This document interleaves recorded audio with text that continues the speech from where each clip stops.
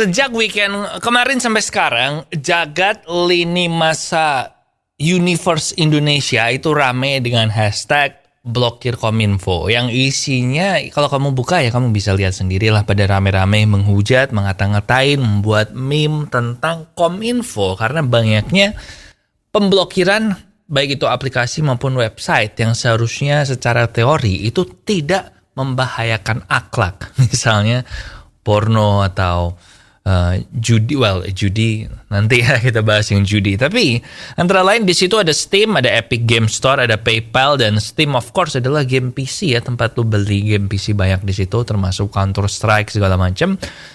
Dan banyak lah pokoknya list yang diblok, keluar listnya macam-macam itu. Nah tadinya Gmail di dalam listnya itu juga ada, tapi kan katanya Google itu udah bayar, cuman pakai nama lain kayak hijau daun atau leaf atau apa gitu. Nah intinya problemnya adalah karena mereka ini tidak daftar PSE segala macam gitu, jadi tidak boleh untuk beroperasi di Indonesia, jadinya diblokir.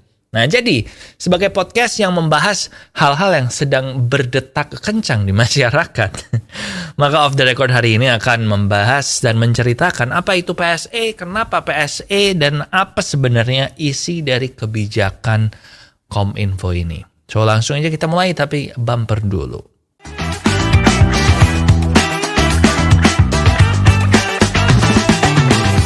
Ya, welcome back di Off The Record with Popo Kusan, podcast dari Popo on the Radio yang mencoba mengerti, mencoba memahami, dan menceritakan apa yang dicoba untuk dimengerti dan dipahami oleh Popo Kusan. I'm your host Popo Kusan. Hari ini kita akan bahas apa sebenarnya kebijakan PSE dari Kominfo itu yang membuat banyak atlet Dota, developer lokal, maupun gamer amatir Indonesia, bahkan freelance digital artist itu marah sama Kominfo.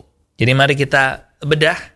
Yang pertama, apa itu PSE? Jadi PSE ini adalah singkatan dari penyelenggara sistem elektronik. Kalau lihat di websitenya Kominfo, penjelasannya secara resmi adalah setiap orang penyelenggara negara, badan usaha, dan masyarakat yang menyediakan, mengelola, dan atau mengoperasikan sistem elektronik secara sendiri-sendiri maupun bersama-sama kepada pengguna sistem elektronik lainnya untuk keperluan dirinya dan atau keperluan pihak lainnya. Jadi basically semua aplikasi dan program yang berhubungan dengan elektronik ya. Jadi kalau misalnya YouTube itu juga masuk, terus itu tadi yang gue sebutin, ada Steam, ada WhatsApp itu juga, Instagram, Facebook, pokoknya semua yang ya sesuai namanya menyelenggarakan sistem elektronik. Nah PSE ini terbagi menjadi dua, ada yang publik dan privat. Publik itu adalah milik negara atau yang diutus oleh negara, sementara privat ya basically swasta lah. Jadi bisa orang, bisa badan usaha, pokoknya yang swasta. Nah, menurut Peraturan Menteri Nomor 5 tahun 2020 juga disebutkan kalau yang tidak mendaftarkan ke Kominfo, mendaftarkan diri mereka, itu dapat diberi sanksi administratif, yaitu pemutusan akses atau access blocking. Nah, yang terjadi kemarin adalah para PSE ini, yaitu Steam dan kawan-kawan itu tuh belum mendaftarkan diri mereka ke Kominfo.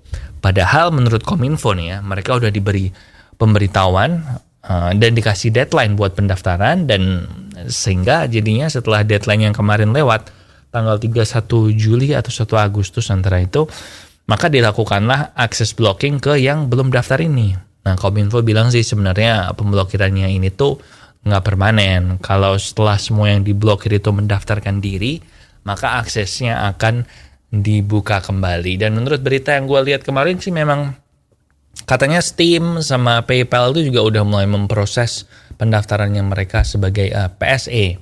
Dan Kominfo sendiri juga, gue belum ngecek ya, tapi katanya mereka membuka sementara blokirnya untuk PayPal ini sampai hari Jumat besok. Karena itu tadi banyak freelance digital artist yang pembayarannya itu lewat PayPal. Karena dari luar negeri yang paling simple kan memang pakai PayPal ya. Nah, pertanyaan kedua, berarti kalau udah daftar, makanya aman ya Po? Langsung bisa dibuka? Ya, kurang lebih begitu. Tapi sebenarnya habis daftar itu tuh ada 4 persyaratan lagi yang harus dipenuhi oleh PSE supaya aksesnya tetap dibuka. Yang pertama, yaitu wajib memastikan layanannya itu tidak memuat dan menyebarkan konten yang dilarang. Konten yang dilarang itu diatur di undang-undang segala macam, yang ada banyak, gue nggak sebutin satu-satu, tapi intinya ya itu tadi, nggak boleh judi, nggak boleh porno, nggak boleh ujaran kebencian, ujaran radikal, terus ini apa itu kekerasan terhadap anak, pokoknya nggak boleh yang melanggar lah.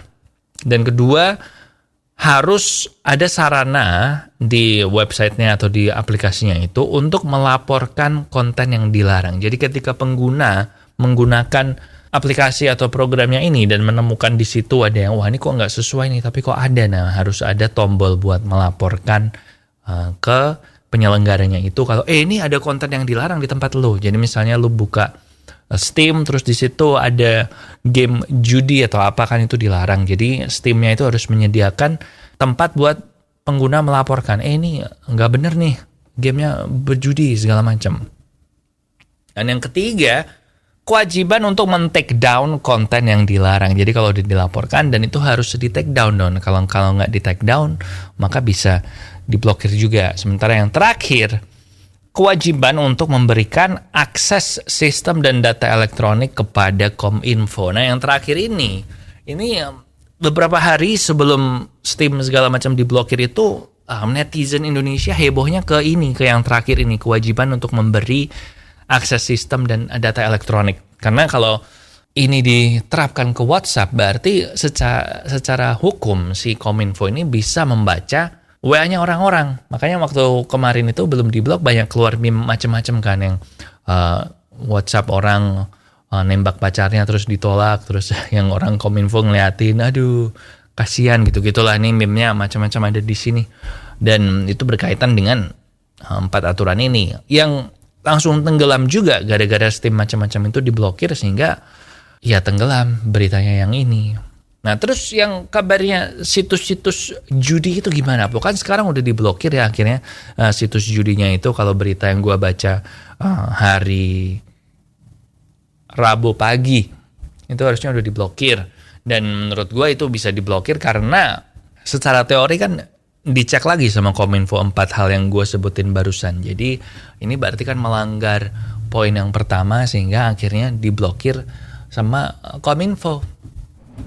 Nah, kurang lebih kayak gitu sih kasusnya PSI ini. Tapi emang netizen kita udah pada langsung marah ya. Walaupun menurut gue sebenarnya ya nggak salah sih kalau Kominfo pingin semua aplikasi elektronik yang segala macam itu terdaftar di Indonesia, karena kan mereka untuk beroperasi di Indonesia ya harus minta izin sama pemerintahnya Indonesia kan. Karena gue yakin di negara lain juga kayak gitu deh.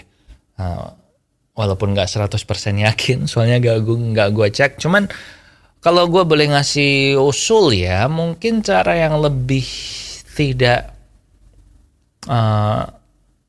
menimbulkan kegaduhan kayak gini sih, kegaduhan itu mungkin ketika sebuah instansi itu belum mendaftar, maka harusnya ada warningnya dulu kali ya. Jadi kalau lo buka Steam atau apa dan Steamnya kondisinya misalnya belum daftar, nah terus keluar pop up nih dari Kominfo yang bilang ini belum terdaftar sebagai PSE lo, jadi legalitas pemakaiannya di sini tuh Kominfo nggak bisa bertanggung jawab kalau seandainya terjadi apa-apa dengan lo menggunakan PSE yang ini, karena memang mereka belum terdaftar. Menurut gue itu sebenarnya solusi yang rada jalan tengah nggak sih? Jadi penggunanya nggak kaget, kemudian PSE-nya juga nggak kaget, karena saat ini kan banyak pihak-pihak yang dirugikan ya. Misalnya itu tadi yang freelance artist yang jadi bayarannya macet, atau ada yang nyangkut di PayPal, terus developer game lokal yang di Steam itu kan juga mereka kalau nggak bisa mengakses Steam kan mereka rugi ya. Padahal di Steam itu developer game paling banyak di Southeast Asia itu di Indonesia yang paling banyak. Jadi malah diblok kan susah ya. Walaupun Kominfo bilang kemarin kalau mereka akan mencoba membuat versi lokalnya Steam, tapi menurut gue itu jauh lebih susah sih ya daripada membuka aksesnya Steam. So gitu sih. Intinya kayak gitu, mestinya udah bisa kurang lebih sedikit lumayan paham lah sama kasus yang terjadi dengan PSE ini. Gue sempat lihat di Twitter yang bilang kalau daftar PSE ini basically kan kalau zaman dulu kayak daftar SIUP itu kan. Nah, kalau lu SIUP nggak ngerti apa ya, Google SIUP aja lah. Soalnya ini nanti kelamaan kalau gue bahas SIUP itu juga. Anyway, itu dia di Off The Record hari ini. Kalau ada saran atau usul minggu depan mau ngebahas apa di Off The Record, silahkan bisa di kolom komentar atau bisa juga DM gue di Instagram @popoonradio. And kalau kamu belum beres ini, mau pergi ke jalan atau apa, bisa dengerin ini juga di Spotify Off The Record. Itu dia, jangan lupa ada Tiang Jauh juga tiap hari Selasa, podcast gue sepak bola yang minggu ini udah keluar, ngebahas preview English Premier League buat musim ini atau musim 2022-2023. Yaudah gitu aja. Hope you have a great day, a great weekend. Di sini Popo Kusan. Thank you for watching and I'll see you when I see ya.